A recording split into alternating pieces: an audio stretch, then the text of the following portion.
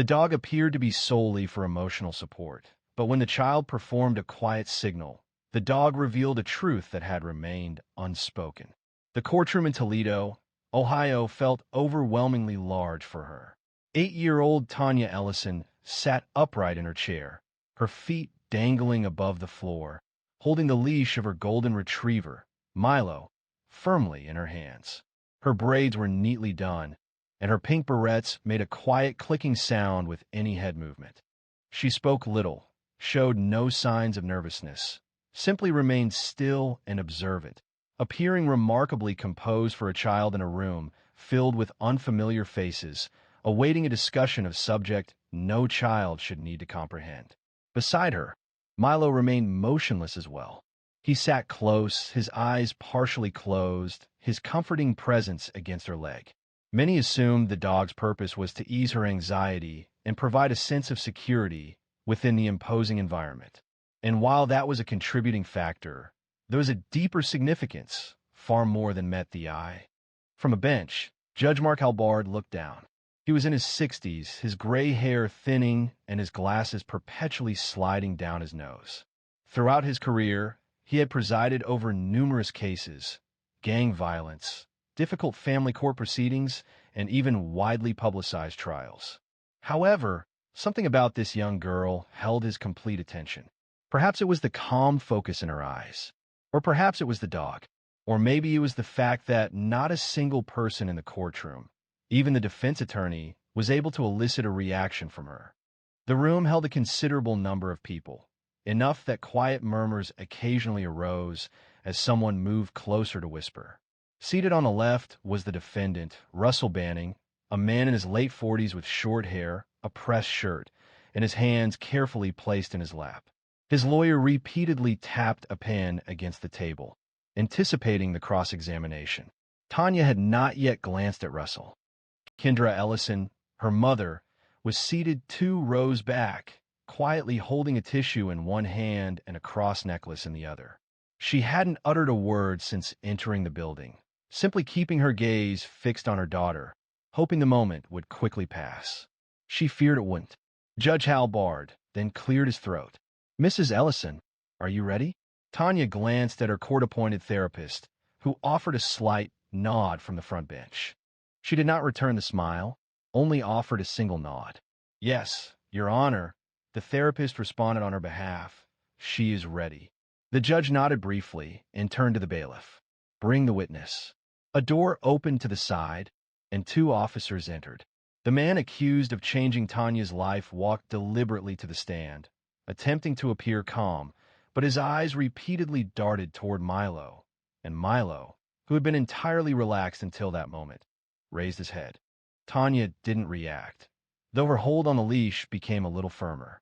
No one observed it. The prosecutor rose, straightened her jacket, and started her questioning. "Mr. Banning, can you state where you were on the night of August 14th? Russell moved closer to the microphone. "At home, watching TV. "Alone?" "Yes." "And do you expect us to simply accept that?" He relaxed against the chair. "I'm being truthful." From the visitor's area, Kendra's hand squeezed the tissue once more. Tanya avoided his gaze, yet her breathing altered a delicate, regulated rhythm, as if deliberately cultivating composure. The interrogation continued, initially focusing on establishing sequences of events. Then, the photographs were presented, images that should never be displayed in a courtroom. Tanya averted her eyes. Milo moved nearer to her. The atmosphere in the room diminished. The weight of the moment was palpable, not from the spoken words, but from their absence. Russell subtly adjusted his position. He asserted that her account was fabricated, interrupting the prosecutor's subsequent inquiry. "That dog," he commented, "is simply trained to respond. This entire situation is a fabrication." At that moment, Tanya deliberately raised her hand, positioning it behind her back. She then tapped her fingers twice, gently. The movement was subtle, barely perceptible. A missed blink would have meant overlooking it entirely. Milo's ears immediately rose. However, none of the individuals present anticipated what he would do next. Approximately 2 months prior to the court proceedings, Tanya was seated on a folding chair in her aunt's backyard in Decatur, Georgia, observing Milo pursue a red tennis ball across the lawn. The sun was beginning its descent, bathing the surroundings in a golden hue. She held the ball in her hand, but refrained from throwing it. Not yet. Her aunt, Carla Newsom, stood nearby with her arms crossed, a gentle smile gracing her features. Carla was resilient. A retired canine handler, she had previously worked in narcotics in Dallas before relocating closer to family. Around Tanya, that rigidity eased. Carla knelt beside her and met her gaze. "Are you certain you want to do this, dear?" she asked. "We don't have to if you're not ready." Tanya didn't respond immediately. She looked at Milo again, now lying on his back in the grass, tail thumping. Then she looked back at her aunt. "I don't want him to look at me," she said quietly. Carla nodded. "Then we'll teach Milo how to watch for you." It started gradually with simple games. Carla would often sit on the opposite side of the yard with a companion, role-playing as if they didn't know each other. If Tanya tapped her left shoe one time, Milo would remain still. If she tapped twice behind her back, Milo was trained to move and position himself between her and the person in front of her. This required consistent effort. Each day following school, and every weekend. Tanya was reserved, but she demonstrated a strong focus. Milo learned rapidly. He possessed a calm demeanor, intelligence, and above all, unwavering loyalty. Whenever he noticed Tanya exhibiting tension, he would instinctively move nearer. A strong bond was forming between them, a quiet and specialized team with a shared, unspoken mission. Carla observed them from the porch, occasionally recording observations, and, at other times, allowing them undisturbed time. On one evening following their work, Carla offered Tanya a bottle of water and sat close to her. "You need to understand that in court they may question your account," she stated cautiously. "Adults often feel anxious. They resist being proven incorrect." Tanya averted her gaze. "What if I make a mistake?" Carla reassured her. "You won't. And should you become overwhelmed, that's why Milo is present." He intended for them to recall his perspective. A moment of stillness followed. Then, an unusual inquiry from Tanya arose. "Do you believe he recalls what he inflicted upon me?" Carla remained silent. She preferred not to deceive. Therefore, she responded, "Perhaps not as you do, but individuals like him retain enough to be apprehensive of the truth." That evening, Kendra arrived to collect Tanya. Her gaze was weary, posture slumped. Carla drew her away before she re-entered the vehicle. "She possesses greater resilience than appears," Carla murmured. "Ensure she isn't bearing this burden by herself. When a moment arrives, meet that man directly." Kendra acknowledged, though her lips shook. Prior to their departure, Tanya returned and embraced Carla. "Thank you," she whispered against her shirt. Carla held her a little longer than normal. The day preceding the court appearance, they conducted one final meeting. Carla wore an old hoodie and mirrored sunglasses, attempting to replicate the courtroom environment. She even rehearsed a few assertive phrases she envisioned a lawyer might use. It wasn't ideal, but it provided assistance. Tanya signaled Milo. Milo positioned himself between her and Carla, remaining steadfast, vigilant, unwavering. Carla felt a constriction in her throat. "Okay," she stated, her voice softer than normal. It was one thing to be prepared, and another entirely to witness it unfold in actuality. Back in that courtroom in Toledo, Tanya remained perfectly still. Milo, now attentive, hadn't moved since she gave the double tap. Russell Banning observed a change in his posture, moving from relaxed to protective. His head rose, his chest moved forward, and his eyes focused intently on the man seated across the room. He subtly leaned away, holding the witness stand's edge. His expression grew strained, though he attempted to mask it with a forced smile. The gesture was not returned, neither by the jury, nor by the judge, nor even by his own attorney, who briefly looked at the dog with a worried twitch in his jaw. Andrea Selden, the prosecutor, paused briefly before resuming. "Mr. Banning, you previously testified that you were by yourself on August 14th. There were no witnesses and no communication records like phone calls or text messages. Is that still your account?" Russell moved his chair. That is what I stated, yes. Andrea approached him. You also affirmed that you had never encountered the minor involved in this case, correct? His gaze momentarily moved towards Tanya. Correct. I'm not familiar with her. Never spoken to her? No. Never visited her school? I said no. The atmosphere in the room became more subdued. The quiet rustling of papers had ceased. Every gaze was fixed on Tanya. She remained looking down, but Milo hadn't diverted his eyes from Russell. Not once. Judge Halberd leaned forward a little.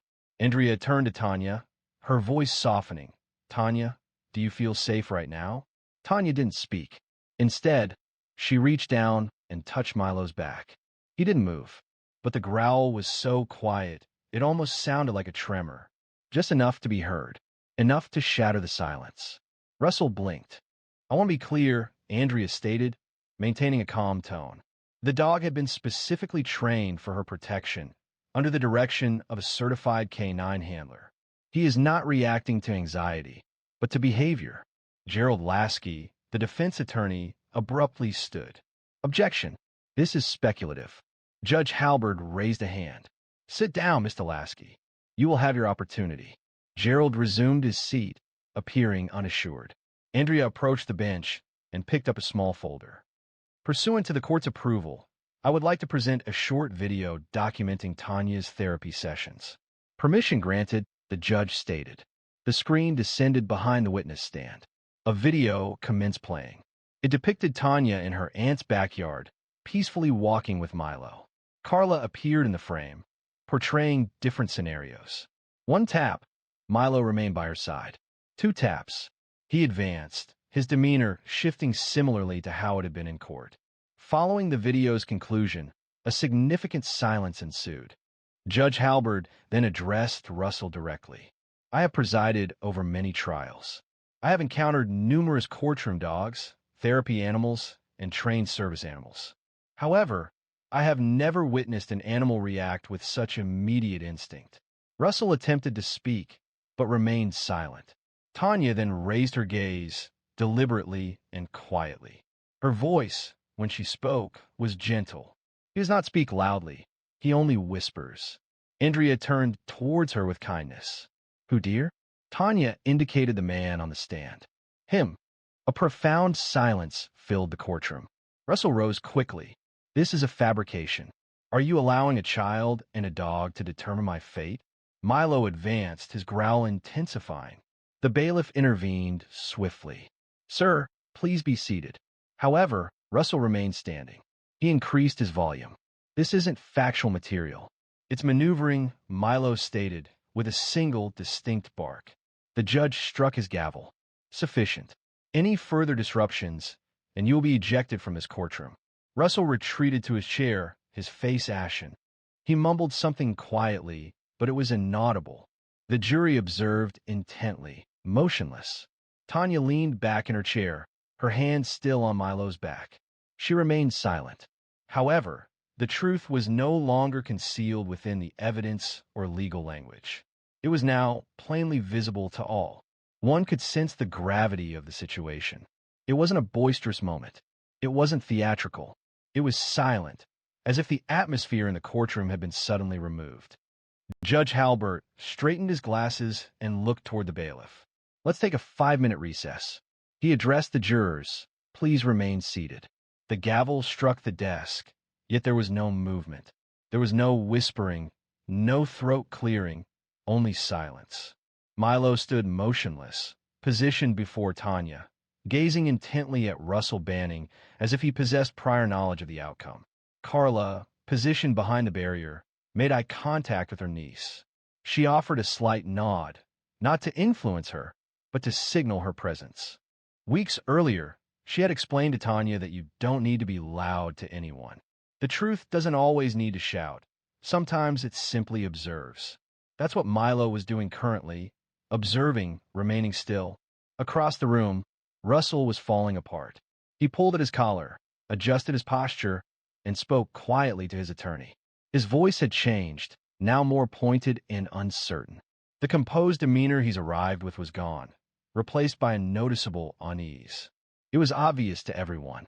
Your Honor, Andrea said softly, easing the strain. Could the child please stay seated here with her support animal during the break? The judge nodded. She may remain seated as long as she is comfortable. Gerald Lasky, still red-faced, leaned toward Russell, whispering intensely. But his client appeared to be sweating now. Milo hadn't moved. He didn't bark again. He didn't growl again. He didn't need to. The prosecutor approached Carla close to the bench. Was that signal scheduled for today? Carla didn't blink. It was always a last resort. She had never used it until now. Andrea nodded slowly. He must have triggered it without even knowing. She knew what to look for, Carla said. He must have done it before. Back at the bench, Judge Halberd reviewed the footage again quietly on his monitor. His lips tightened. He'd been on the bench long enough to know that not all evidence fits neatly into paper or testimony. Sometimes it walks on four legs and growls when a child is too afraid to speak. Following the recess, the proceedings restarted as if no interruption had occurred. However, a change was palpable. Your Honor, Andrea stated, rising to her feet, with your permission, I would like to recall Detective Lorna Morales to the stand for a brief clarification. Proceed, the judge responded. Detective Morales approached, her boots making a quiet clicking sound on the tile. She had been involved in the investigation from the beginning, when the available evidence consisted of a nebulous assertion and a child hesitant to articulate their account. Earlier, her statement had been concise. Andrea presented her with a printed photograph. Detective, is this familiar to you? Morales examined the image. It depicted Russell Banning at an elementary school field day, Tanya's school. He was not an employee. He was not a parent. He was simply a guest volunteer coordinated through a now-defunct mentorship program. Was this man permitted access to the children without supervision during the event? Andrea inquired. No, Morales stated directly. He was not. And was he discovered in a classroom alone with a student? Yes, Tanya Ellison. There it was. That was the moment Milo shifted again. His ears twitched. His body leaned forward just slightly, defensively again. Every juror's eyes followed that subtle movement. Andrea turned to the jury. You observe the video. You observe the training. You observe the dog's instinct. Now you see why Russell stood up again. This is absurd. This is emotional manipulation. The bailiff took a step forward. Judge Halberd's voice rose. Mr. Banning, please be seated. You're not permitted to speak again unless directly addressed. However, Russell couldn't restrain himself. She is fabricating the story, fabricating it all with that dog. Milo advanced one step, displaying no bark, no growl, only his presence. It was then that a shift occurred. A single juror, an older woman wearing a blue sweater, removed her glasses and massaged her temples. Her gaze turned toward another juror, a younger man in his 30s. A shared understanding passed between them, as if a crucial element had finally aligned. However, what followed extended beyond simple validation. It concerned revealing the truth about this man and uncovering any concealed aspects of his character. The courtroom was now engrossed, anticipating each movement, observing every respiration, each involuntary gesture, and every look from Russell Banning. The jury members were no longer relaxed. They were intently focused. Judge Halbert massaged his eyes behind his spectacles. He remained largely silent, yet it was evident a change had occurred within him as well. He had witnessed numerous defendants falter under questioning, but Russell wasn't merely breaking. He was falling apart before their eyes. Andrea stepped back to the podium, her voice even and composed. Detective Morales, did you interview any other parents who observed Mr. Banning interacting with students that day? Morales responded, yes, 3 in total. Someone reported giving a child candy without authorization. Another stated they followed a student into the restroom. Was that student identified? Morales confirmed. Yes. You could hear someone in the gallery whisper, my God. Judge Halbert did not issue a reprimand. He remained silent. Gerald Lasky, attempting to reassert himself, rose. Your Honor, this is speculative. None of those allegations were substantiated, Andrea countered. The statements remained unchallenged, each one delivered before the victim had a chance to respond. Lasky's objection lingered, but it was not sustained. He then took his seat. Andrea turned back to the judge. I request permission to recall the school counselor, Ms. Jenna Holbrook, for follow-up, she stated. Granted, replied Halbert. Ms. Holbrook approached the stand with a quiet seriousness. She appeared to be in her mid-40s, with a thin but clear voice. She adjusted her blazer and spoke directly. Following the school event, I saw Tanya on several occasions. While she was quiet, she frequently drew. Her drawings consistently featured the same man, glasses, shirt, and always positioned behind her. Andrea presented the drawing to the judge and jury. Though a child's artwork, the likeness was undeniable. It depicted Russell, with the same square glasses and jawline. Notably, next to a small representation of herself, was a dog, Milo. She hadn't encountered Milo before this, correct? Andrea questioned, but not until weeks passed. A silence followed. Then Andrea faced Russell. Mr. Banning, can you clarify how a child you assert you've never encountered described you, including your glasses, weeks prior to any legal actions? Russell's lips parted. He closed them, then opened them again. I'm unsure, he mumbled. Perhaps she's disoriented or recalling something, Andrea suggested. The jury remained impassive. The entire courtroom did. Immediately afterward, the courtroom doors swung open. A woman entered discreetly and presented a note to the bailiff. He examined the note, then proceeded directly to the judge. Halbert received the paper, adjusted his glasses, and read it carefully. His eyebrows rose a little. Ms. Selden, he stated, it seems another person has come forward during the break. A former teacher's assistant from Hickory Trail Elementary. She asserts she possesses information directly relevant to this case. She's outside, prepared to testify. Andrea turned her head slowly toward Russell. Remarkably, Hickory Trail falls outside of this jurisdiction. Russell visibly struggled, his jaw tightening. Gerald Lasky moved closer, whispering to his client. Russell dismissed him. Nobody here knows anything, he mumbled. She's simply attempting to damage my reputation. Andrea stepped away. The doors opened once more. A woman, appearing to be in her early 30s, entered. Bridget Alston, her identification tag still attached to her coat. She assumed the witness stand, took the oath, and commenced her testimony. I remember him, she stated, indicating Russell. He volunteered at our school for 3 months in 2019. We received complaints, several, but they never resulted in action because people didn't want to trust the children. Judge Halbert moved closer. Did you file a report? Yes, on 2 occasions, but I was instructed not to escalate the matter. Andrea paused, allowing the jury a moment to process this information. Then Milo made a sudden, brief single bark. Russell visibly reacted. Tanya remained still. Without raising her head, she extended her hand and gave Milo a deliberate, comforting scratch behind the ears. The courtroom now comprehended. Milo's actions weren't erratic. He wasn't displaying distress. He was reacting purposefully, naturally, and with intention. However, what remained unknown was that the ultimate determination wouldn't be derived from the documented evidence. It would stem from the jury's visceral understanding. The courtroom was no longer impartial. It had taken a position, subtly but undeniably. The atmosphere was palpable, evident in the juror's posture, the judge's gesture of pressing his fingertips together, and the measured silence of Andrea Selden, which spoke volumes. The evidence was presented, but it was the responses that resonated. Milos's, Tanya's, and Russell's cut through the surrounding tension. Judge Halbert addressed the jury box, stating, "We will break for deliberation immediately. Jurors, you will be escorted to the conference room." As the jurors rose and exited, Russell slumped heavily into his chair. A slight tremor ran through his hands, though he attempted to conceal it by adjusting his cuffs. Gerald Lasky murmured something to him once more, but Russell offered no reply. His gaze was fixed on Tanya, and she, remaining silent and composed, averted her head.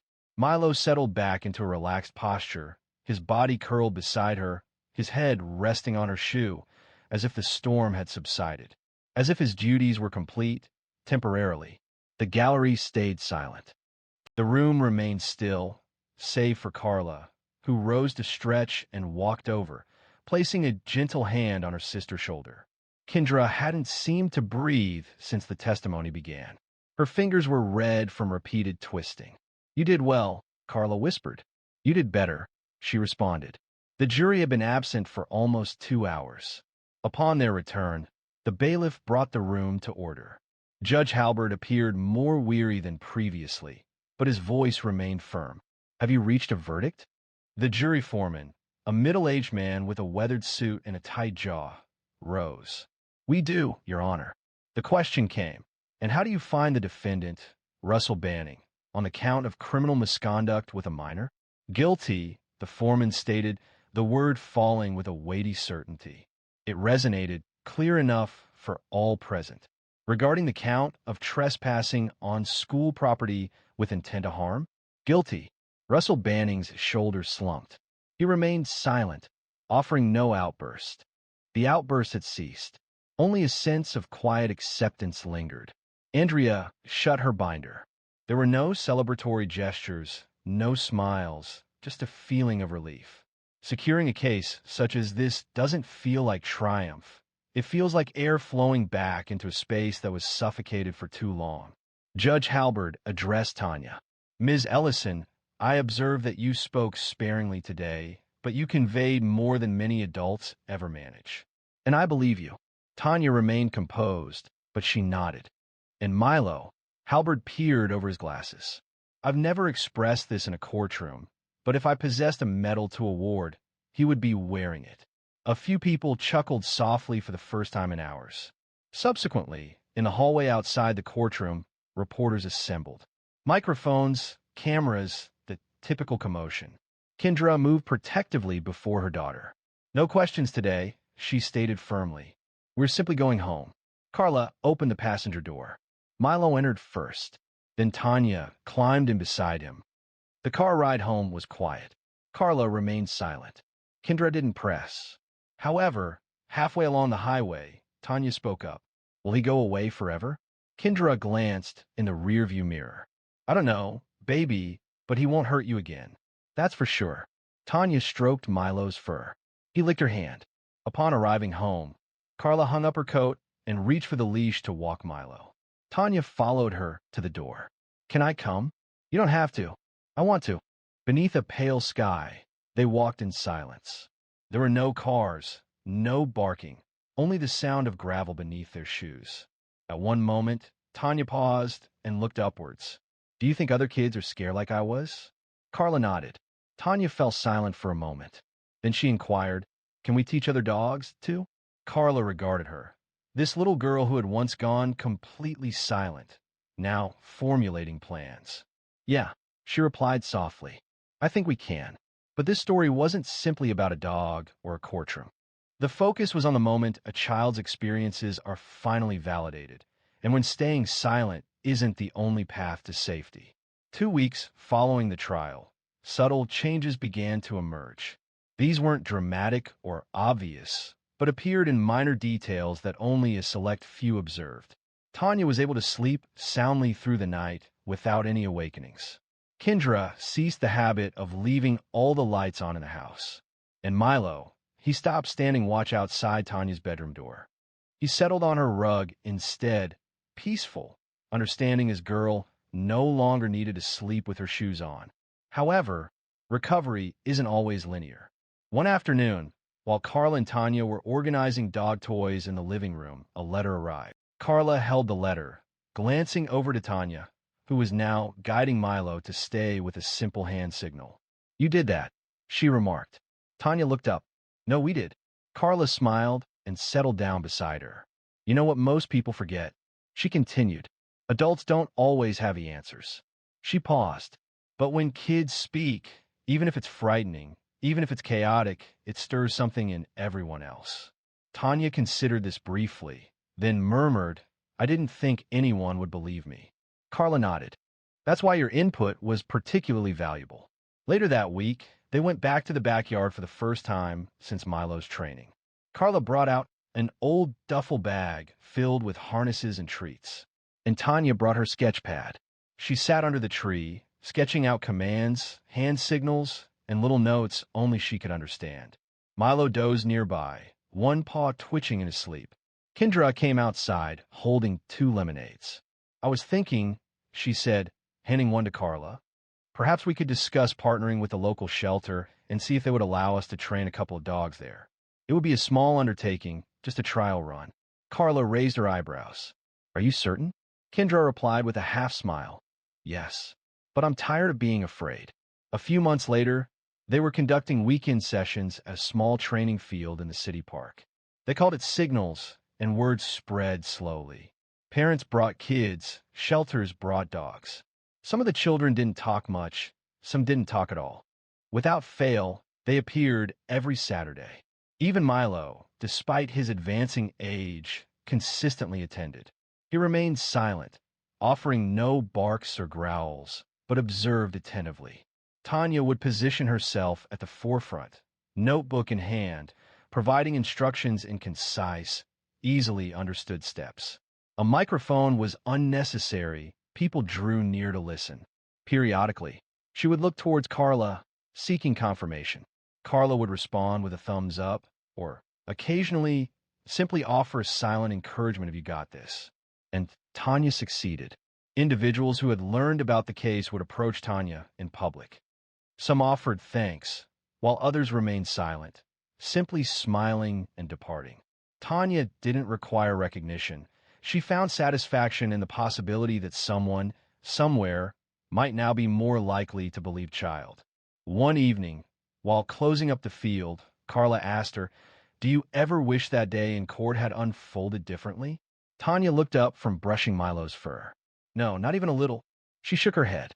If it hadn't occurred as it did, nobody would have witnessed who he truly was. Carla paused.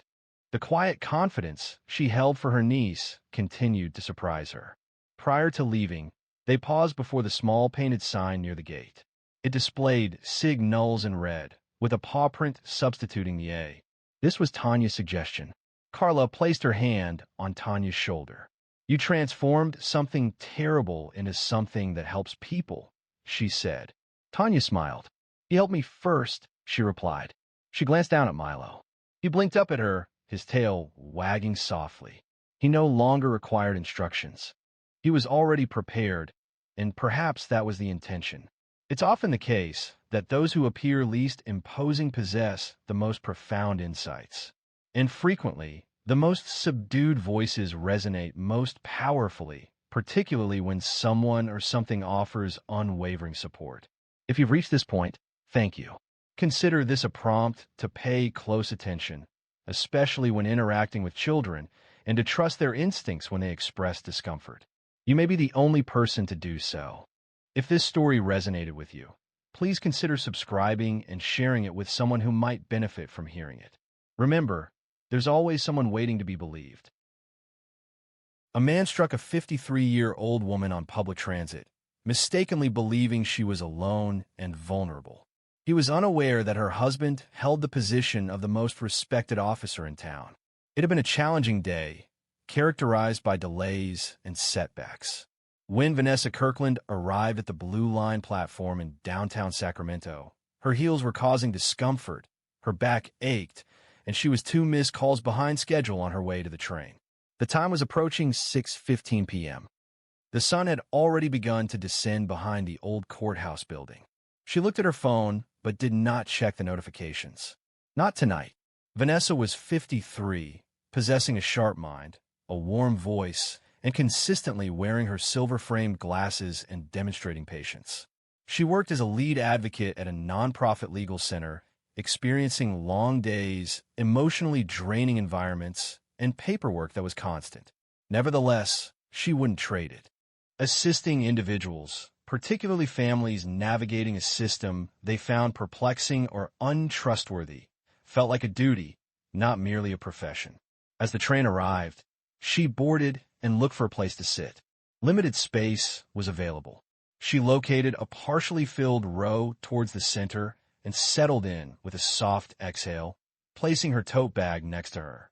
The atmosphere was largely peaceful. Passengers were absorbed in their phones, listening to music or browsing on screens. A teenager in a school hoodie, chewing gum and watching something with the volume a little too high, sat directly across from her. 2 seats to her left, a couple of nurses still in scrubs spoke softly in Spanish. It was nothing out of the ordinary. The train began to move. Vanessa rested her head and breathed out. She considered dinner, likely just leftovers. Perhaps she would reheat that lentil stew, or possibly just cereal and a long bath. Her thoughts wandered. But then a voice arose. It was loud, rapid, and smug. "Excuse me, I'm going to ask you something." She didn't move at first, just opened her eyes slowly. Across the aisle, a man had gotten on at the last stop. Mid-20s, tall, wiry, and loud, wore a sleeveless hoodie and had headphones around his neck. He was looking straight at her, grinning. Vanessa blinked once, didn't say a word. He leaned a little closer. "I'm serious. You're sitting up here as if you're running for mayor." Wearing a complete church ensemble, I observed her. A nearby teenager chuckled softly. The man visibly straightened, seeming to relish the attention. "You must be going somewhere important, ma'am," he stated. She remained silent. Adjusting her glasses, she maintained a dignified posture and subtly turned her head toward the window. However, he wasn't finished. He began pacing with deliberate, measured steps down the aisle, gesturing at various passengers. "People like her," he declared, "always act as if they are superior. Sit straight, avert your gaze, and remain silent." It seemed as though others judged us harshly. People began to notice. A woman near the front briefly looked back before quickly averting her gaze. A young man behind Vanessa subtly reached for his phone. Vanessa felt no surge of panic. Years of practice had taught her to remain composed during confrontations. She recognized this behavior, a display of confidence fueled by the desire for attention.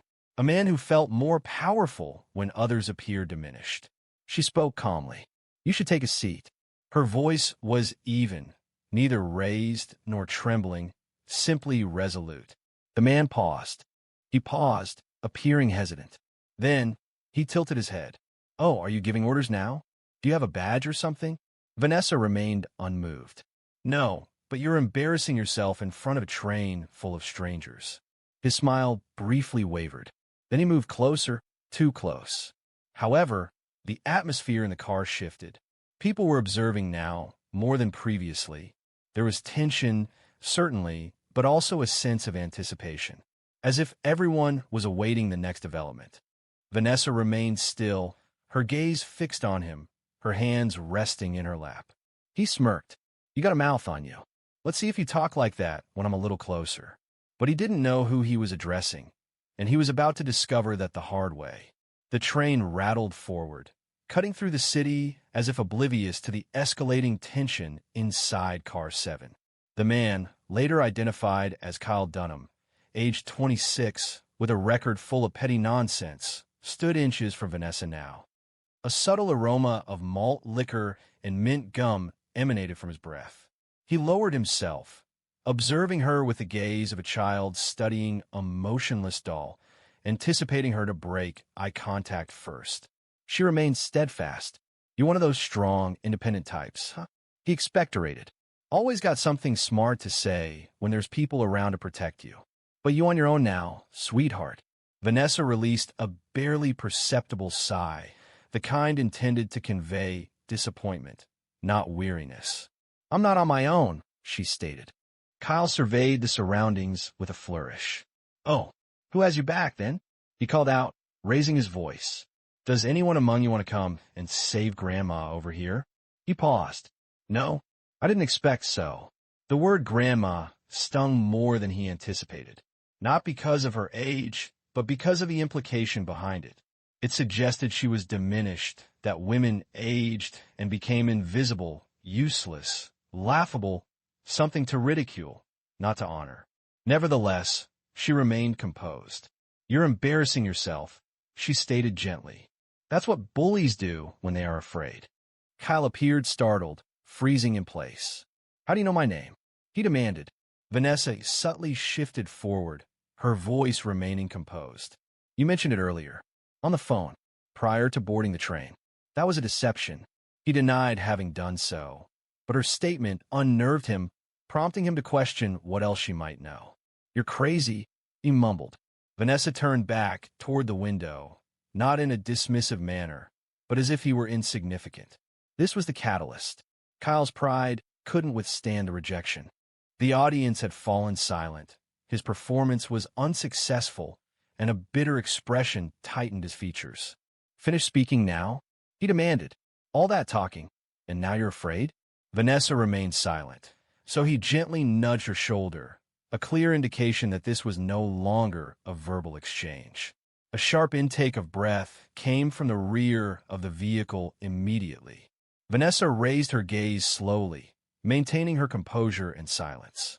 "Kyle," she stated, "this is your final opportunity to take a seat and depart with some measure of self-respect." Kyle's thoughts had vanished. He was consumed by anger.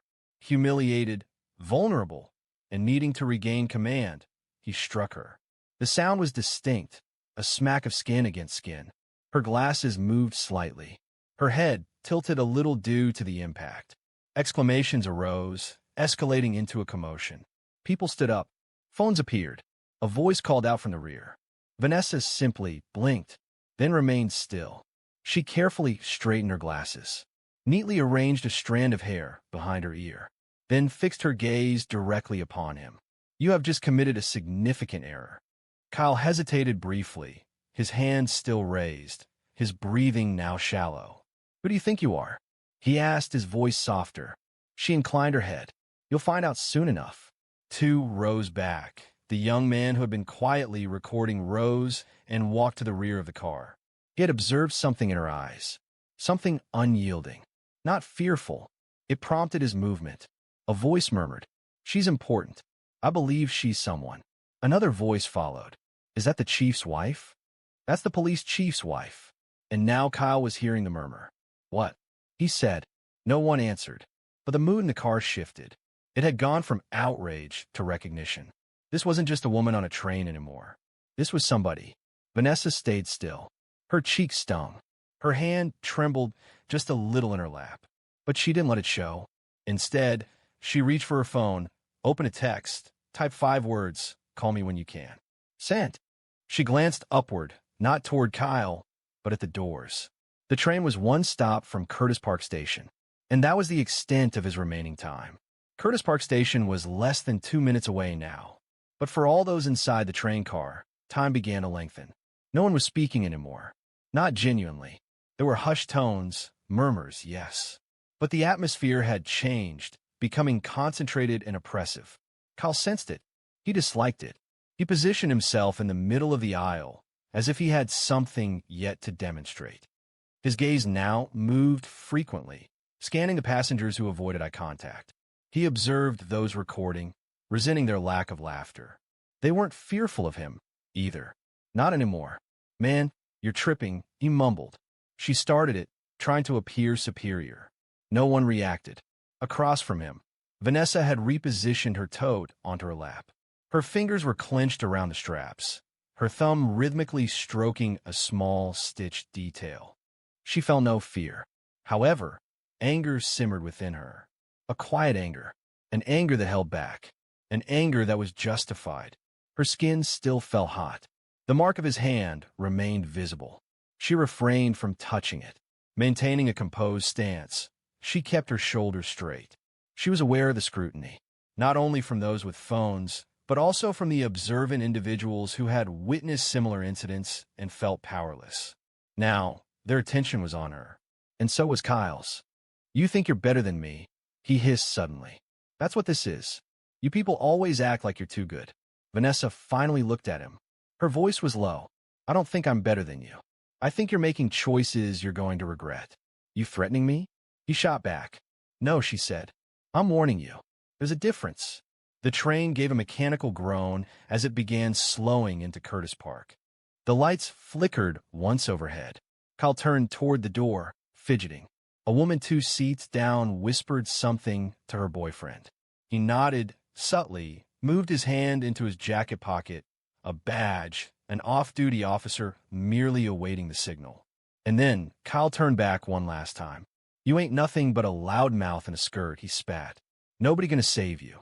And with that, he reared his hand back again. But this time someone moved. Not Vanessa. Not the off-duty cop.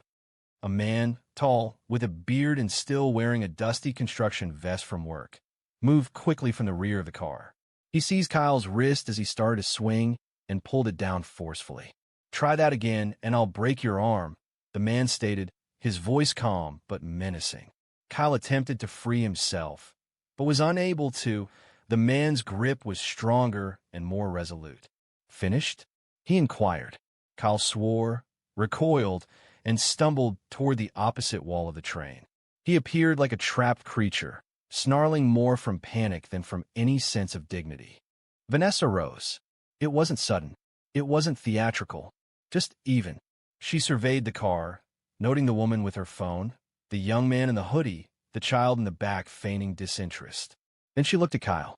"I won't file charges for what you just did," she stated, her voice clear enough for everyone to hear. "But someone will. Someone invariably does. And when they do, I hope it's recorded." The train emitted a hiss as the doors opened. Curtis Park Station. Light flooded in from the platform. There, on the platform, accompanied by two plainclothes officers, stood Darius Kirkland. He wasn't wearing a uniform. It wasn't necessary. He wore a black button-down shirt and slacks, and his expression was stern and intense. He boarded the train. Silence filled the space. Kyle stared at him, puzzled. "Who?" Darius spoke, his tone direct. Kyle remained still. Darius advanced one step. Now, a badge appeared, revealed with quiet assurance. The name was visible. Kirkland. Kyle's gaze shifted to Vanessa. An understanding dawned. That name, her. Oh no, he breathed. The off-duty officer behind him placed a hand on his shoulder. "Let's go." "I didn't know." Kyle shouted. "Yo, I didn't know who she was." Darius said nothing. Vanessa stepped off the train first. She didn't look back. But the man who slapped her would never forget the moment he realized who she was, nor how close he came to losing a lot more than his pride. They walked Kyle off the platform like a child being removed from class for misbehaving. This wasn't a school setting, and no message would be sent home. The train departed behind them. Vanessa maintained a steady, even pace as she walked. Darius walked beside her, mostly silent. He didn't need to speak. His jaw was tense, not with anger, but with controlled composure. Years of policing had shown him the value of knowing when to speak and when silence was more impactful. Behind them, Kyle was guided to a bench close to the platform stairs. He was breathing rapidly, his eyes wide, still processing what had occurred.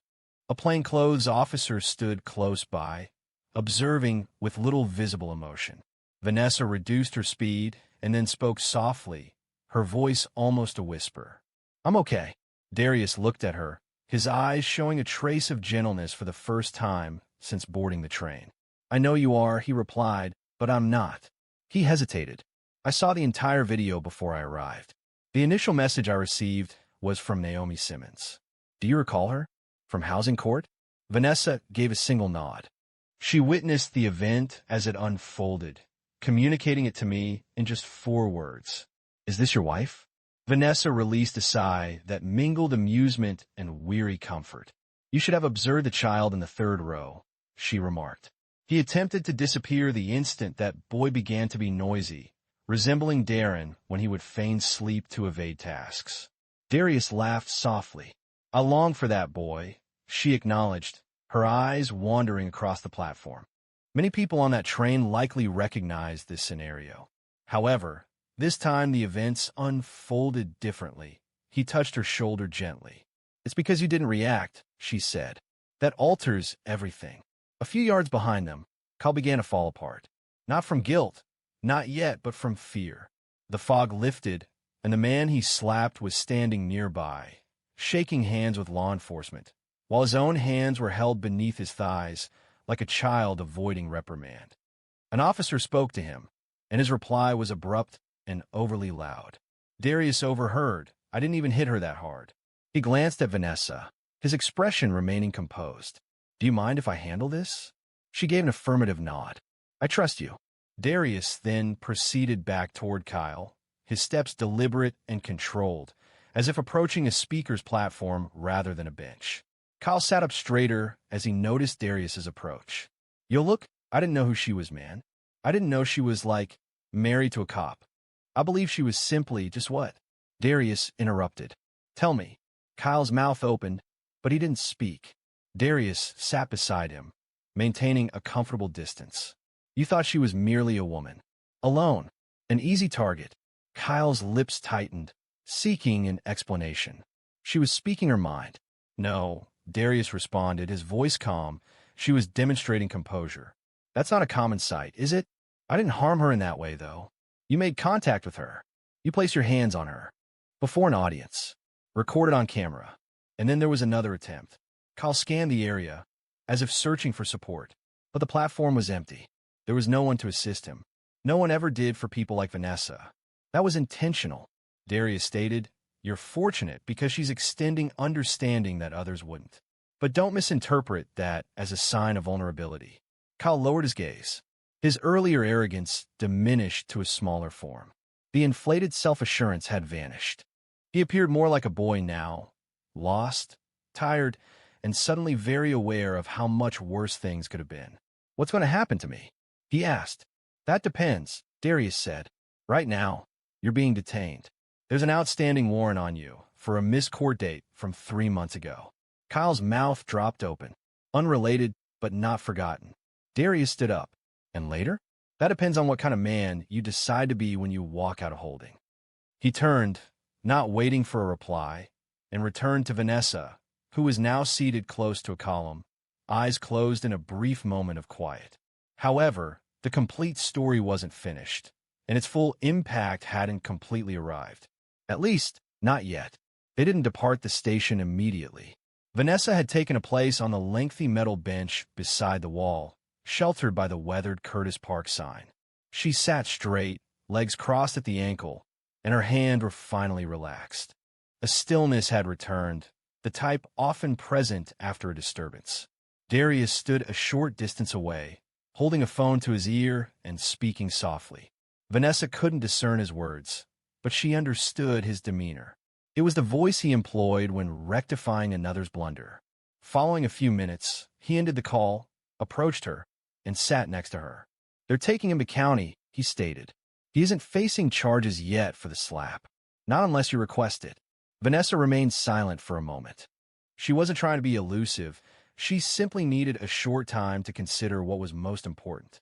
I won't push, she stated following a brief silence.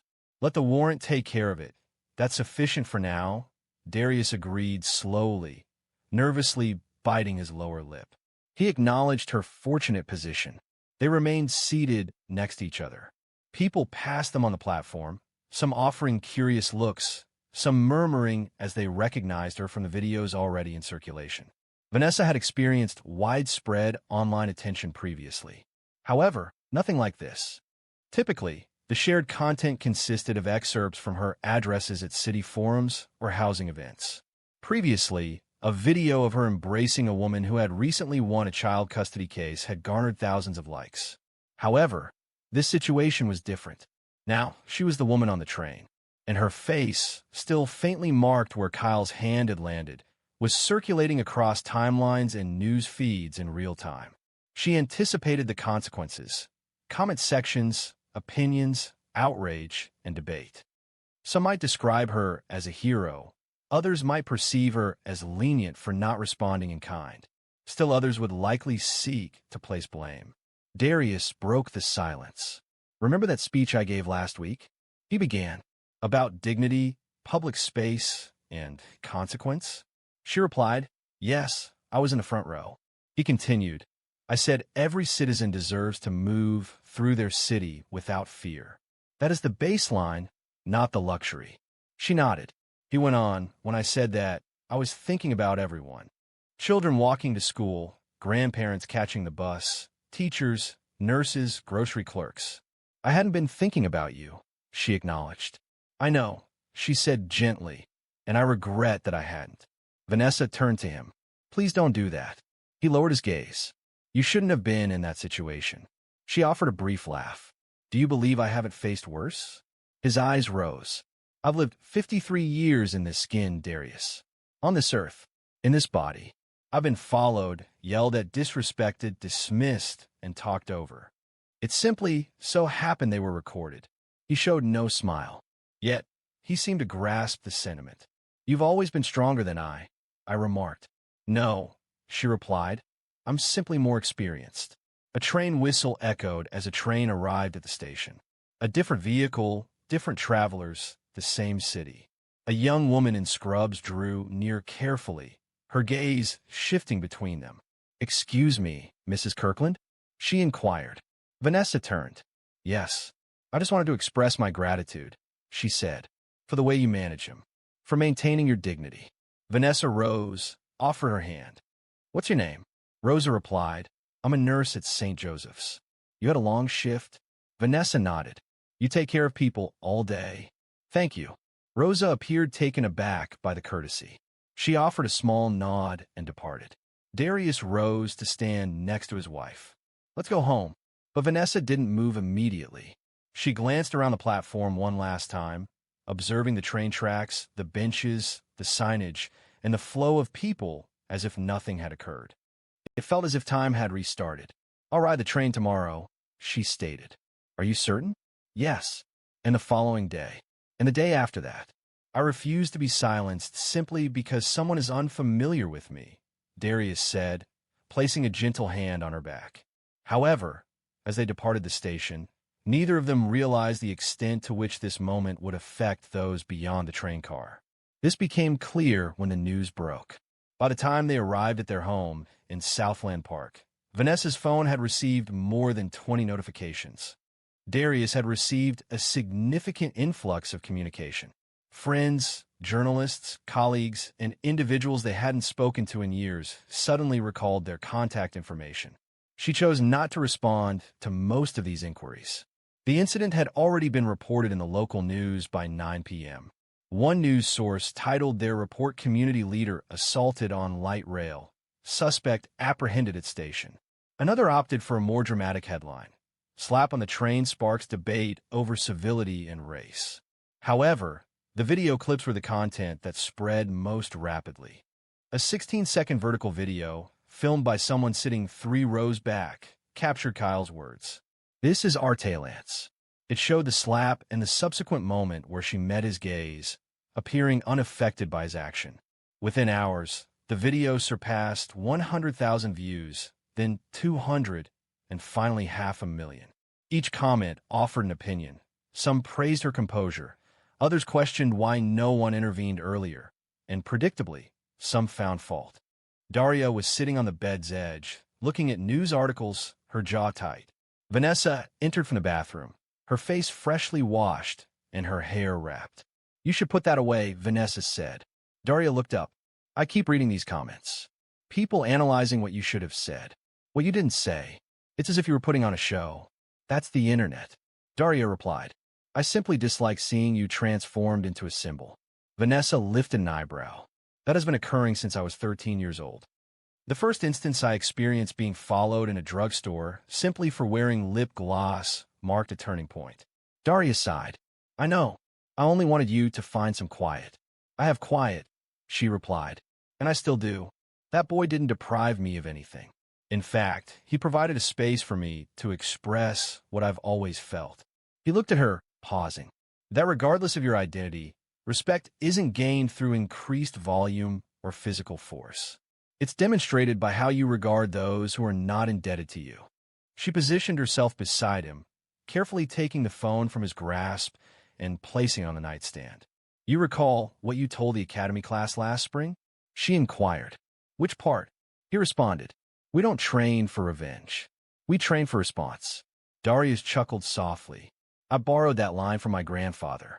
Well, you gave it meaning, she replied. It's the same reason I refrained from reacting with force today. You address situations as they arise, not according to others' expectations, but as they require. A pause. Did you see how many people were watching? She continued. If I had lost control, it wouldn't have been about him anymore. It would have become a completely different situation. Darius nodded slowly. You are correct. At that moment, A new message appeared on Vanessa's phone. This one was not from the press.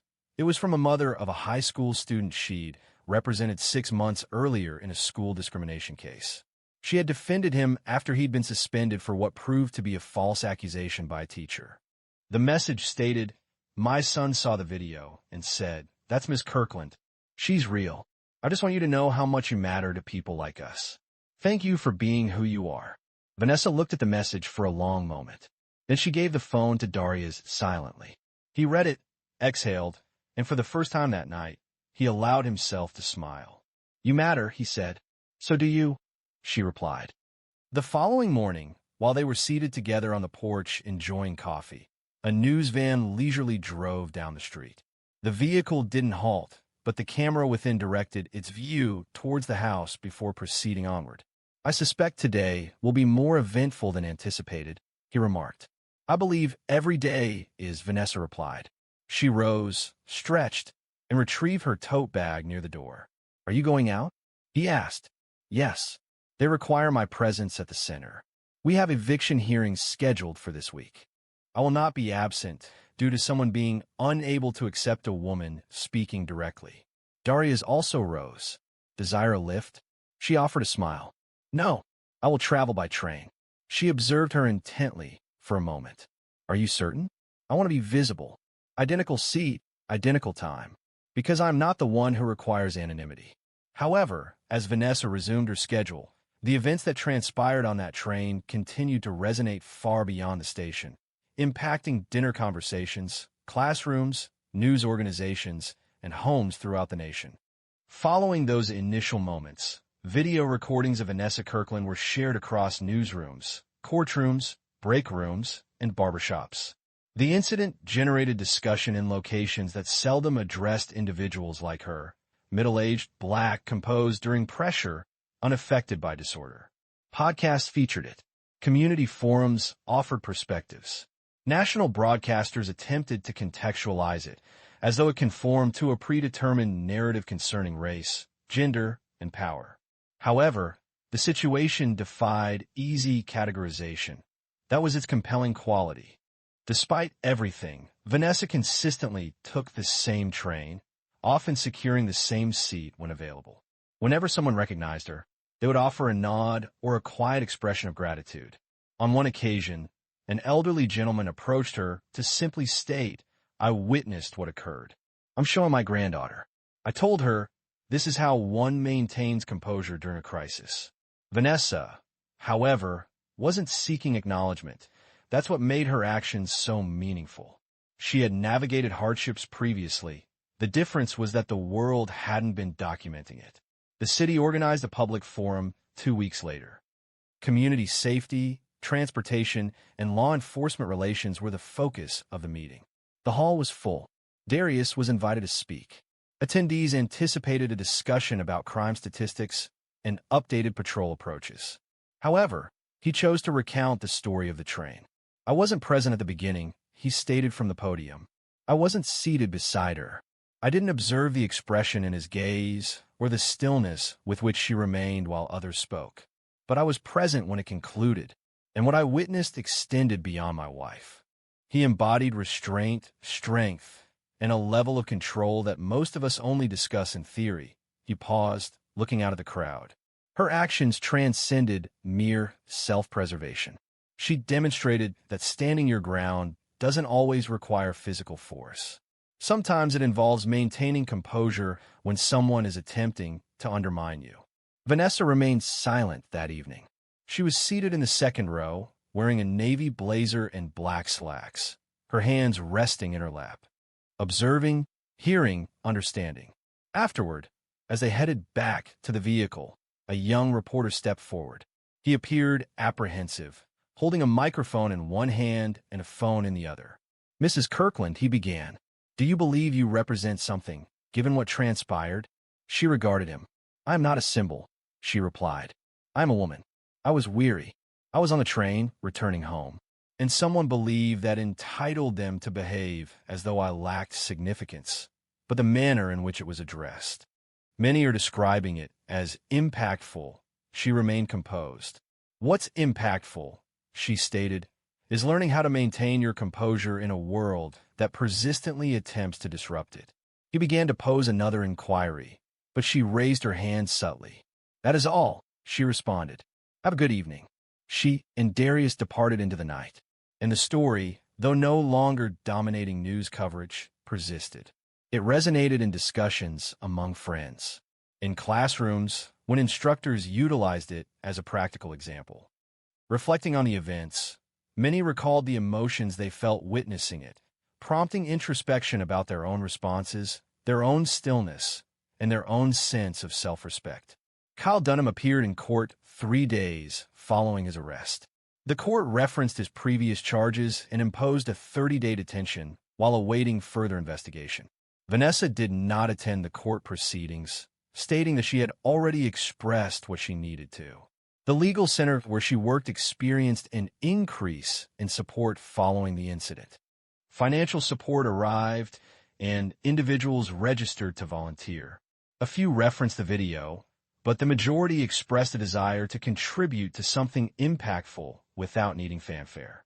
Vanessa Kirkland, in particular, continued her daily train journeys. That train, for better or worse, evolved into a visible representation of dignity and action.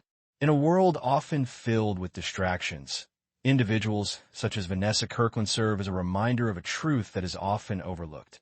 True resilience isn't always loud. Occasionally, it remains still, speaks with composure, and stands firm. This isn't driven by a desire to triumph, but a determination to remain present. If this narrative resonated with you, prompted reflection, or evoked thoughts of someone familiar, please share it. Subscribe for further authentic stories similar to this one, highlighting how quiet strength can be more impactful than force and justice can manifest in unexpected ways. Remember, you never know who you might encounter on the train. After a reserved black girl experiences severe bullying at her new school, no one intervenes until her father, a man with a concealed past he's long tried to keep hidden, resolves to speak out. Imani Reddick stood near the side entrance of Halston Middle School, clutching her backpack strap until her fingers hurt. She didn't cry. That wasn't her way. She remained silent, her chin slightly lowered, observing the stream of students who didn't even acknowledge her. She had discovered that remaining unnoticed could offer more protection than being visible. Mobile, Alabama, was not her home. Her home was Savannah, or at least it had been, that old brick apartment with the broken mailbox and the familiar smell of fried fish every Sunday. But her father insisted they needed a fresh beginning. Consequently, they were now living in a duplex with 2 white walls and neighbors who offered no greetings. Her initial week at Halston High had been largely uneventful. The teachers were courteous, her coursework was within her abilities, and the cafeteria food was acceptable. Children possessed a remarkable ability to detect subtle shifts, much like dogs identifying fear. Imani rarely spoke unless necessary. Her father often remarked that her voice carried weight, and she avoided using it for casual conversation. Her hair was styled in precise twists. Her shoes were polished, and her clothes were neatly pressed. She presented a simple, intelligent appearance, avoiding anything ostentatious, simply careful. She actively avoided drawing attention to herself. However, on Thursday, attention sought her out regardless. She walked along the B Hall corridor, on her way to science class, when a tall boy with sunburned cheeks and a smug look blocked her path. "Hey," he said, tilting his head like a puppy feigning friendliness. "You don't talk much, do you?" Imani blinked at him, uncertain if it was a question or a challenge. "What's wrong?" he pressed. "Are you too good to say hi?" She replied softly, attempting to move past. He shifted aside and bumped her shoulder, causing her to stumble slightly. "Chill out." She simply acknowledged him. He didn't respond, continuing his walk, his heartbeat quickening unexpectedly. His name was Tyler McHale. She discovered this later during gym class, when he erupted in laughter during a basketball game and called another student slow as hell, a comment audible to everyone in the room. The other boys joined in his laughter. Even the coach remained largely silent. Tyler McHale was known for a certain behavior, though it was rarely spoken of directly. He belonged to that category of children best left undisturbed, especially if you valued tranquility. Imani recognized the pattern. He possessed the hallmarks: boisterous, presumptuous, and exhibiting a subtle cruelty that often escaped adult observation. That evening, at their residence, her father posed the customary inquiry. "How was school, dear?" She responded with a slight lift of her shoulders. "Okay. Anyone causing you difficulties?" She denied it with a headshake. Darius Reddick scrutinized her expression. His gaze was penetrating. It didn't gloss over details. She held his gaze for a moment, then averted her eyes and began to play with her fork. "You know you can tell me anything, right?" he said. "I know." She didn't elaborate. He didn't press. He always respected boundaries. That's what he's taught her since she was little. A reserved child isn't fragile. They're simply waiting for the appropriate moment to share. Imani hoped that principle still applied. But the atmosphere of Halston was altered. This wasn't Savannah.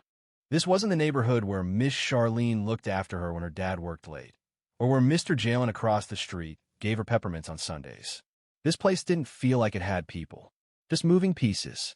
On Friday, Tyler walked past her in the lunch line and accidentally knocked her tray sideways. Chicken tenders and mashed potatoes hit the floor. "Oh, my bad," he said with a smirk. "Didn't see you there." Some kids laughed. Others looked away. The cafeteria monitor hardly looked up. Imani crouched to gather the tray. Her cheeks flushed, but her expression unreadable.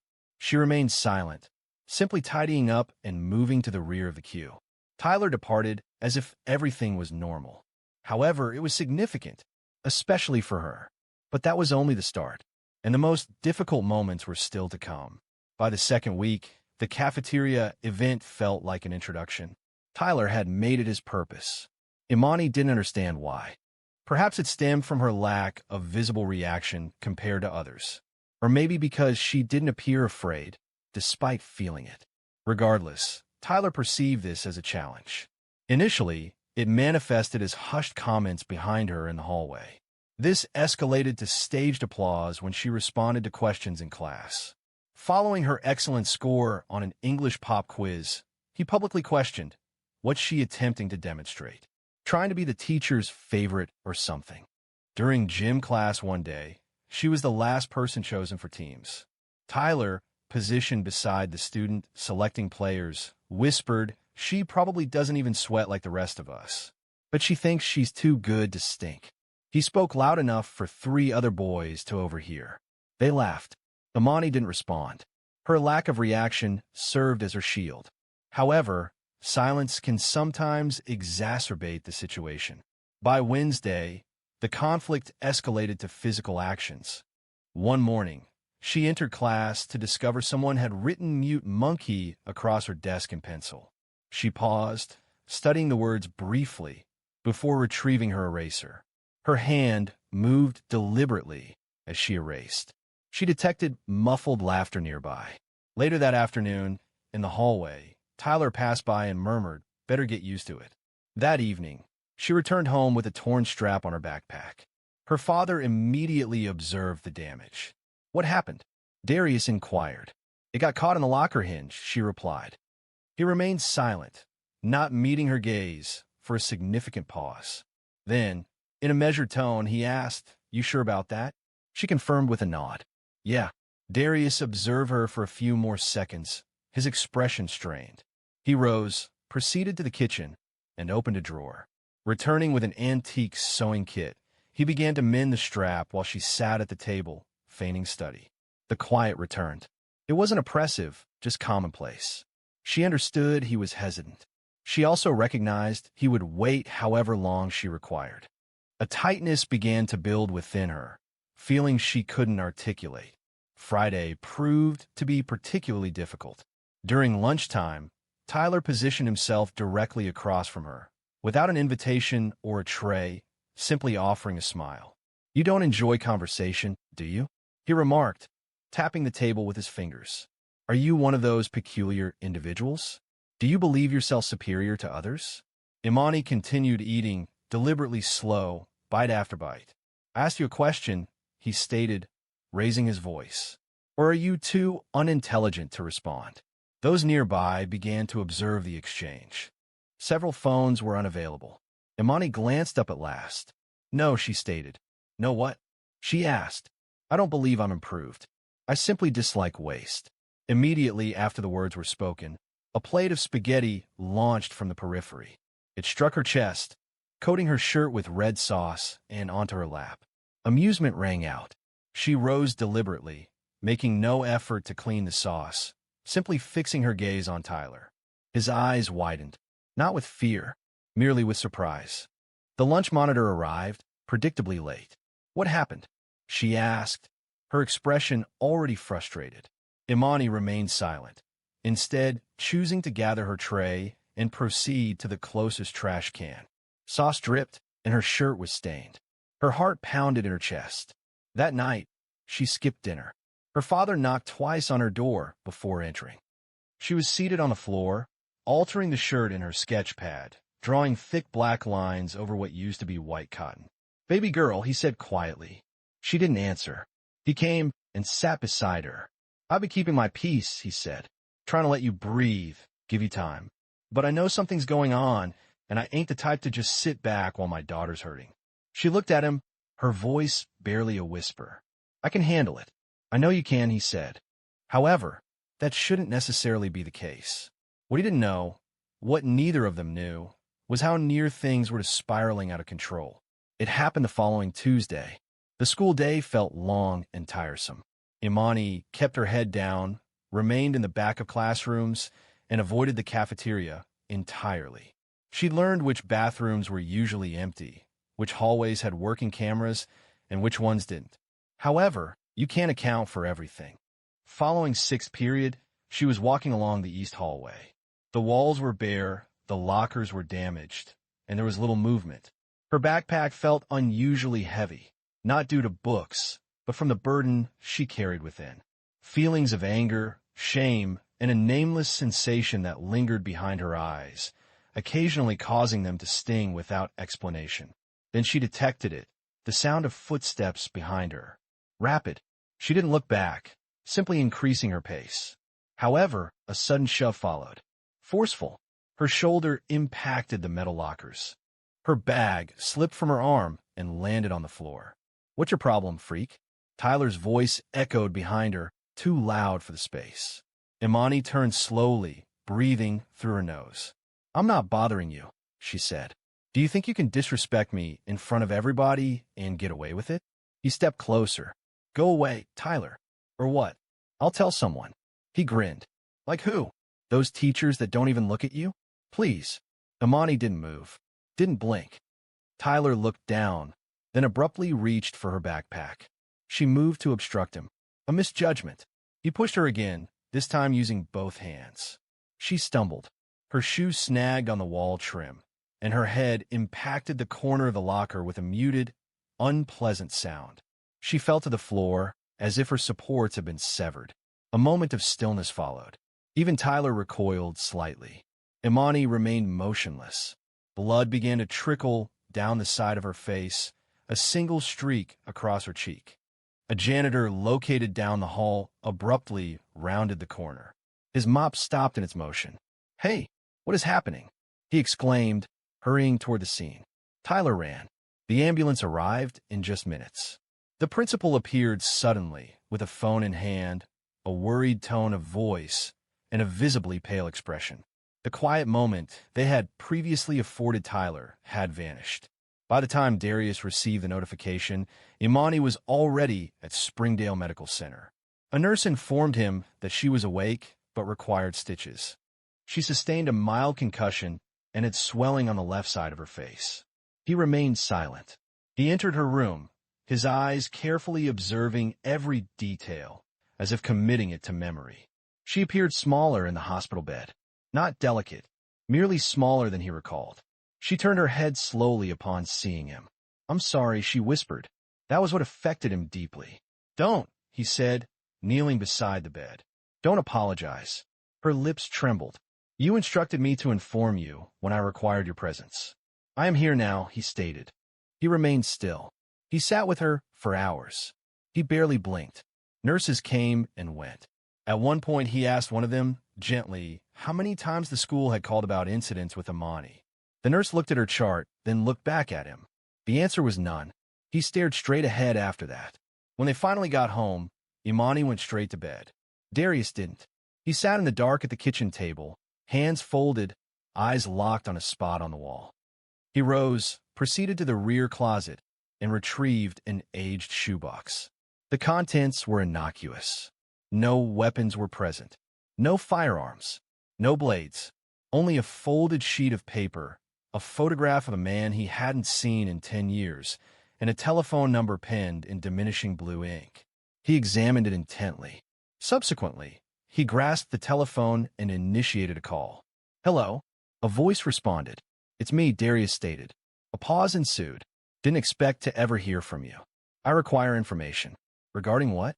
"A boy. Caucasian. 13 years old. Tyler McHale." A mobile phone notification. A moment of silence. What is the meaning of this? He had admitted my daughter to the hospital. A lengthy pause followed. Then, one day prior, Darius terminated the call. He remained motionless, suspended in quiet. A part of him, long suppressed and deeply concealed, began to react. It wasn't anger, not even aggression, simply heightened awareness. However, making a call of that nature meant inviting consequence. And once a path was opened, unwelcome elements often entered, difficult to retract. 15 years ago, Darius Reddick was recognized under a different identity. In Savannah, the name Deke commanded attention. He wasn't boisterous, nor did he act impulsively, yet he consistently achieved his objectives. His methods were subtle, a quietness that instilled unease. Debts were settled, and disappearances were understood, thanks to him. He avoided direct violence, except in matters close to him, which were infrequent.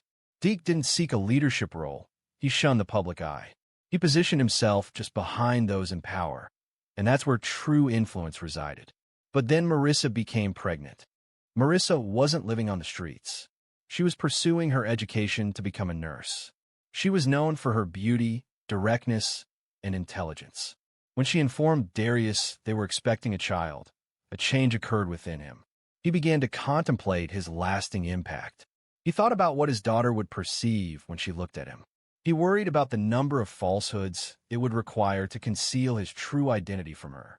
Marissa did not survive the delivery. A tragic accident occurred. A rainy night, a drunk driver. She was gone, suddenly. Without warning, Darius was left with only a 5-pound baby girl who inherited her mother's eyes. Following this, he vanished, abandoning Savannah. He severed connections, sold the vehicles, concealed the cash, destroyed the phone, and relocated to smaller towns, securing unassuming jobs and maintaining a solitary existence. For 14 years, he erased himself from view, all for Imani. However, the phone call he initiated that night, after observing her at the hospital, marked the beginning of the unraveling. The individual he contacted, Terrence Bug Nichols, was not a friend. Not really. More like someone utilized when results were needed without interference. 3 days after the call, Bug sent a message. Tyler McHale, son of Curtis McHale, was with Mobile PD.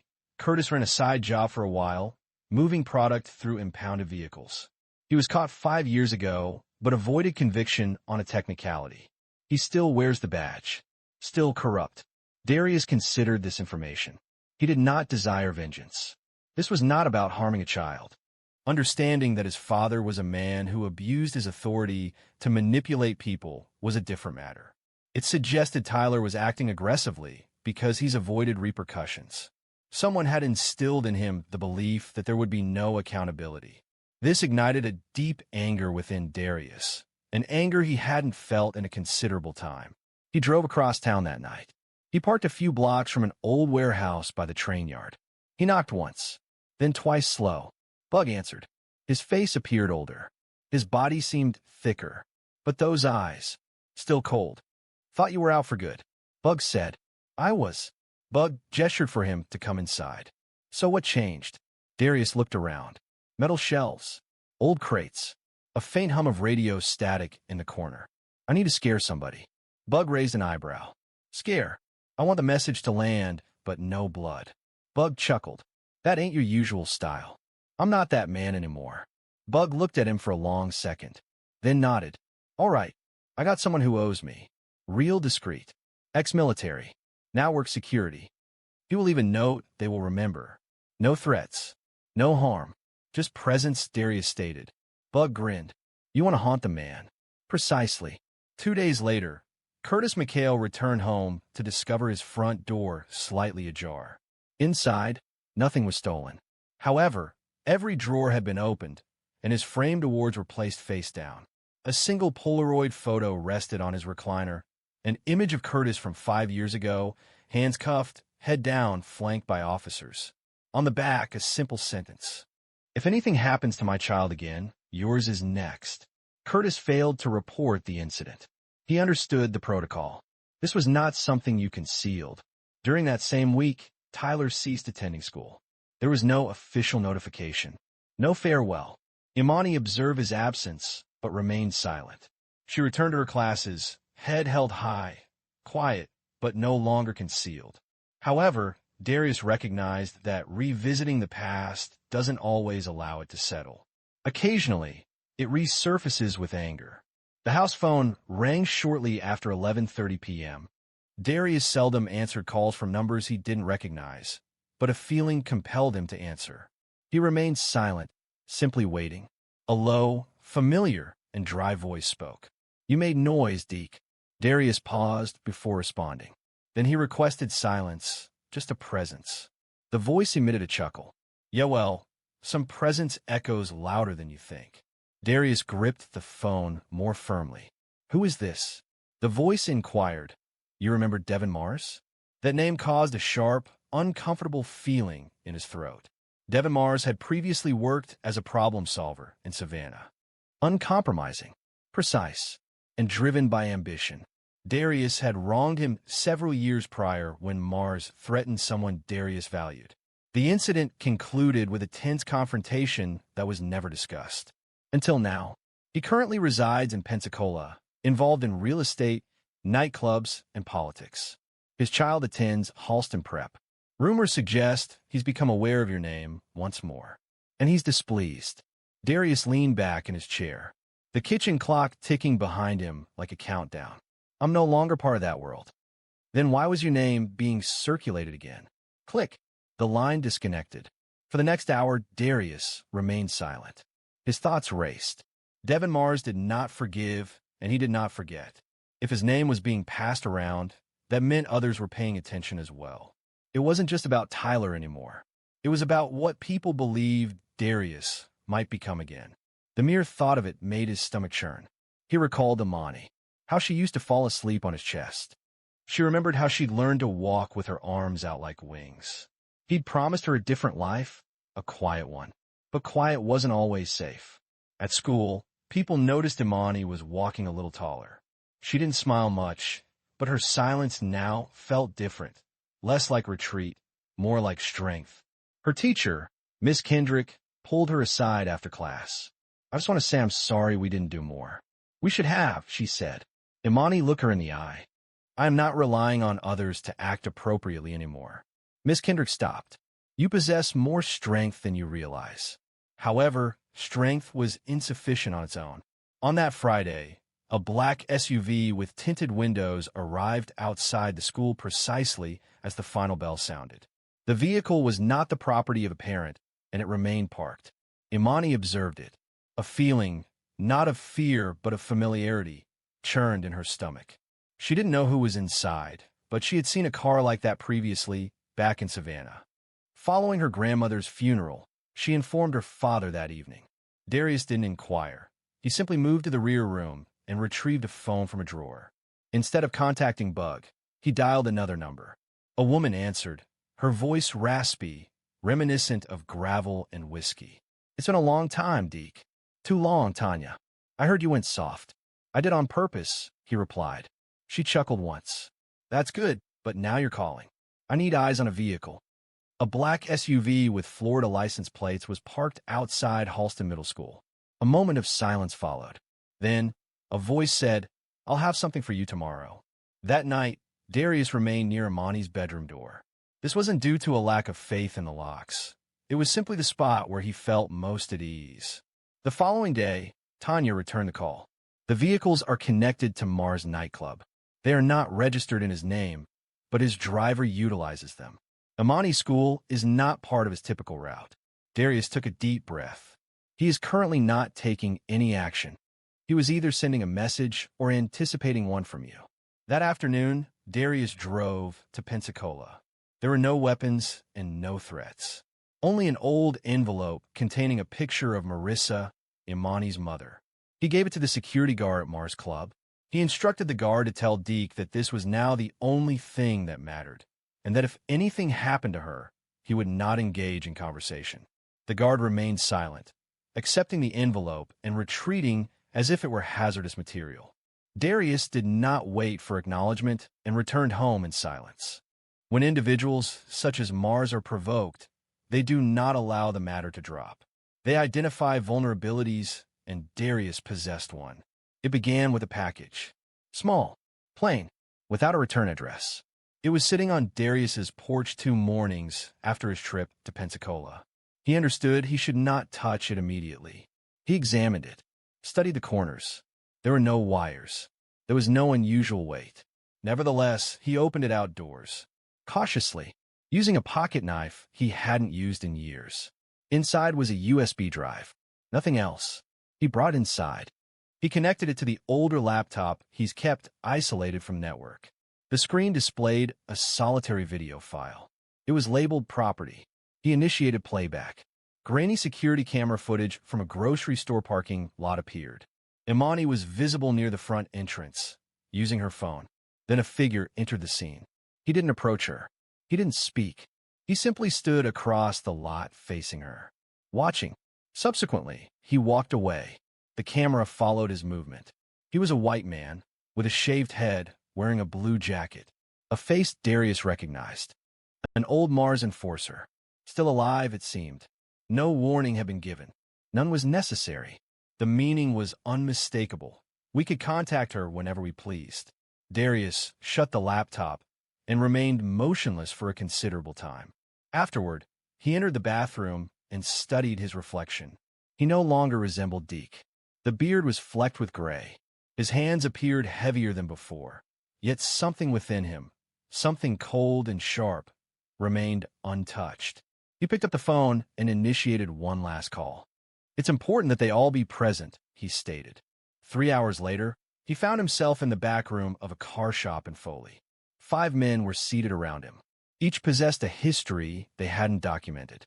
"Tell me why we're here," one of them inquired. "They threatened my daughter," Darius responded. There was no request for verification. His delivery wasn't challenged. "They intend to intimidate me into submission, but I've remained silent for 14 years. That's sufficient." "So what's the plan?" Darius asked, leaning forward. "We avoid direct confrontation. We pursue the underlying causes.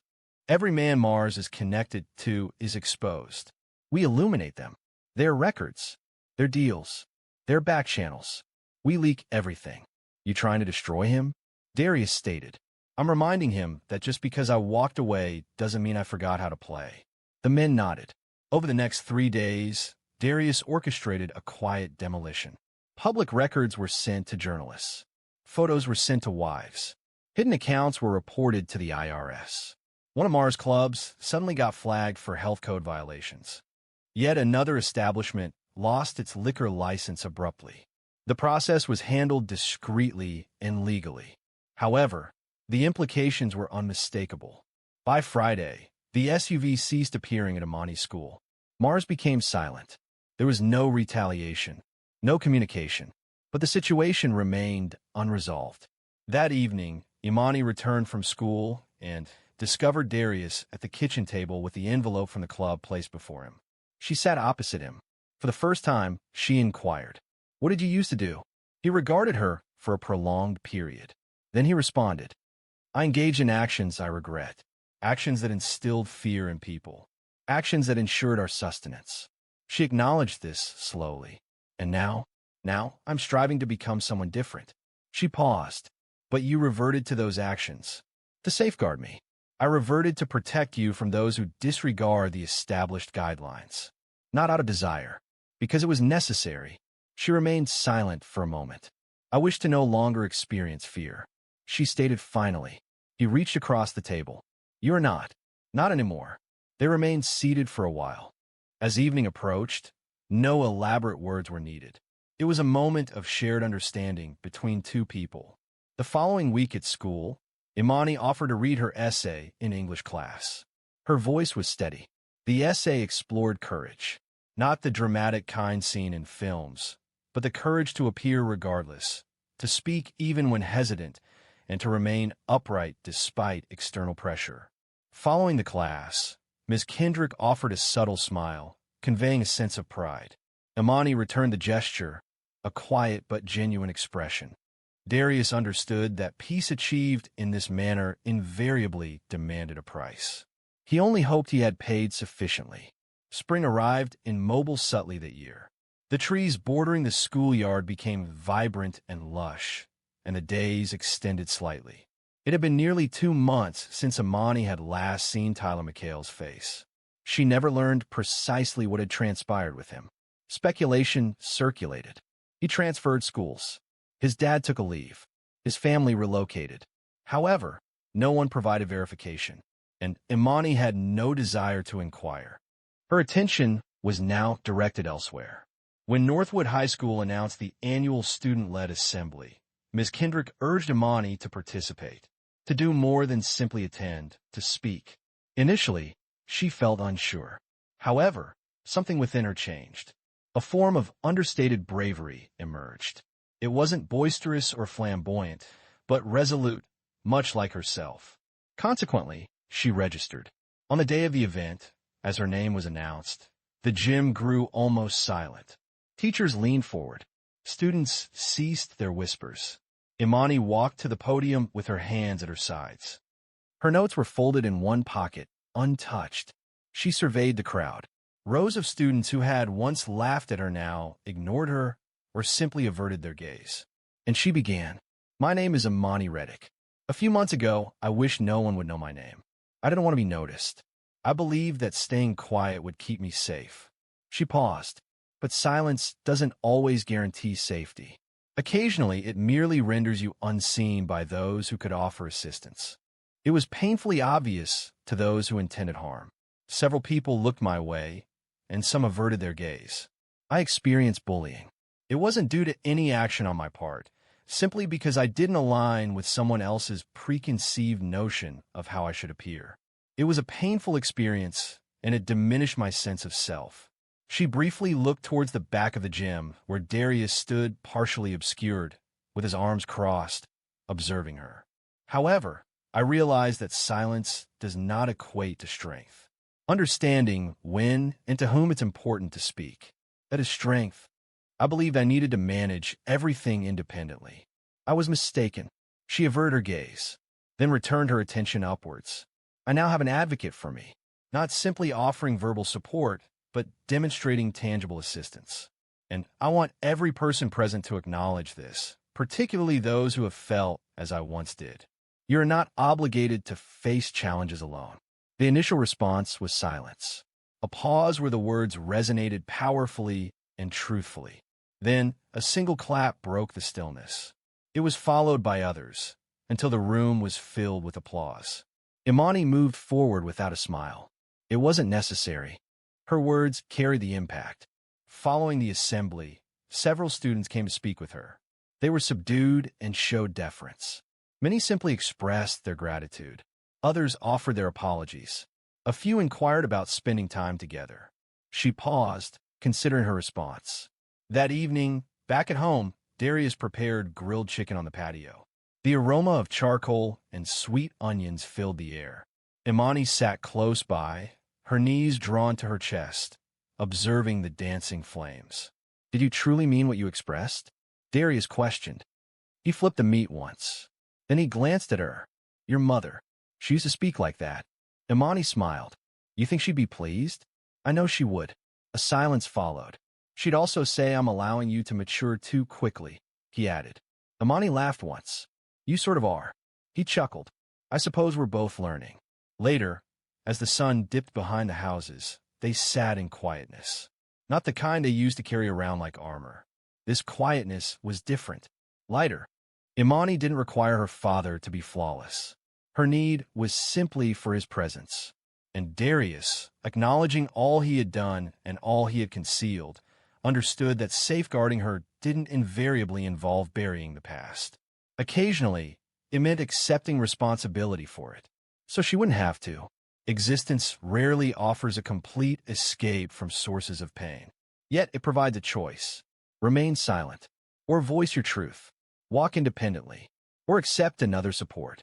Imani opted to speak, and Darius chose to listen. This is how they found healing, as a united front. If this story resonated with you, please subscribe to see more. Each story we share explores authentic choices, real people, and the resilience needed to progress, regardless of your beginnings.